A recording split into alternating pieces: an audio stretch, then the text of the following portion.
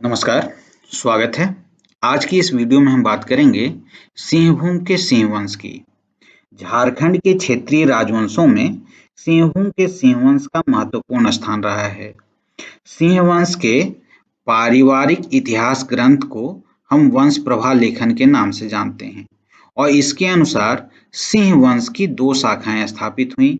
पहली शाखा 8वीं सदी ईस्वी के आरंभ में और दूसरी 13वीं सदी ईस्वी के आरंभ में। तो चलिए देखते हैं। पहली शाखा की अगर बात की जाए तो सिंह वंश की पहली शाखा के संस्थापक काशीनाथ सिंह जी हुए और इस शाखा में 13 राजा और हुए। कहा जाता है कि 7वीं सदी के अंत में सिंह लोग पहली बार सिंहभूम के भूइयों और सड़कों के संपर्क में आए थे और 8वीं सदी ईस्वी के आरंभ में उन्होंने इस क्षेत्र पर अपना अधिकार जमा लिया। दूसरी शाखा की बात करते हैं। दूसरी शाखा के संस्थापक थे दर्प नारायण सिंह जी। इन्होंने 1205 में इसकी स्थापना की और 1205 से 62 ईस्वी तक इनका शासनकाल रहा। उसके पश्चात इनके बाद जो है मरणोपरांत युधिष्ठिर शासक बने। 1262 से 71 ईस्वी तक इनका शासनकाल रहा और उसके पश्चात काशीराम सिंह का राज आया। इन्होंने बनाई क्षेत्र में पोरहाट के नाम से एक नई राजधानी बनाई। उसके बाद अच्युत सिंह राजा बने। सिंह राज्य के कुल देवी के रूप में पौरी देवी की प्राण प्रतिष्ठा की गई। उसके पश्चात त्रिलोचन सिंह, फिर अर्जुन सिंह और उसके पश्चात 13वें जो राजा हुए वो जगन्नाथ सिंह द्वितीय हुए और उनका स्वभाव थोड़ा उत्पीड़क था। उन्होंने ऐसा शासन किया कि उनके राजकाज में विद्रोह भी हुई। भूइयां जनजाति के लोगों ने विद्रोह भी किया।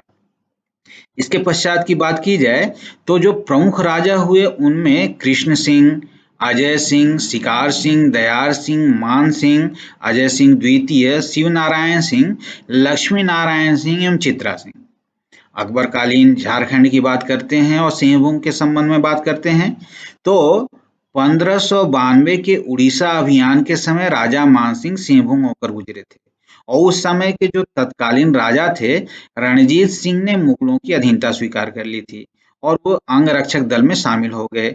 1592 में राजा मानसिंह ने राजमहल, जिसे हम साहिबगंज जिला के नाम से जानते हैं, उसे बंगाल की राजधानी बना दिया। परकोटा और महल वाले नगर का नाम अकबर नगर रख दिया।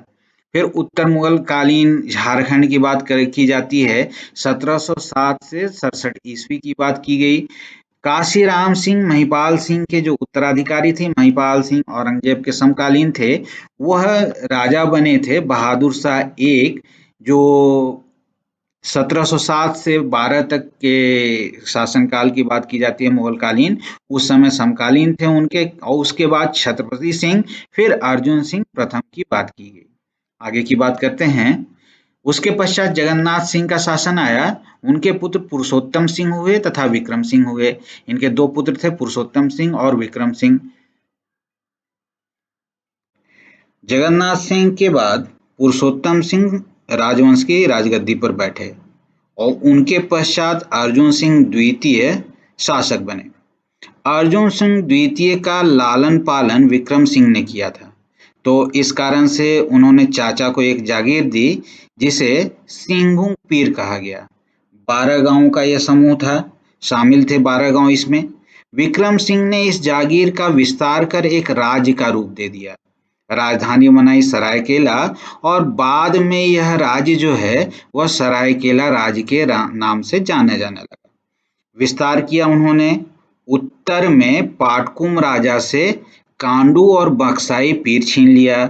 उत्तर पूर्व में गम्हरिया पीर और खरसावां का अधिकार कर लिया।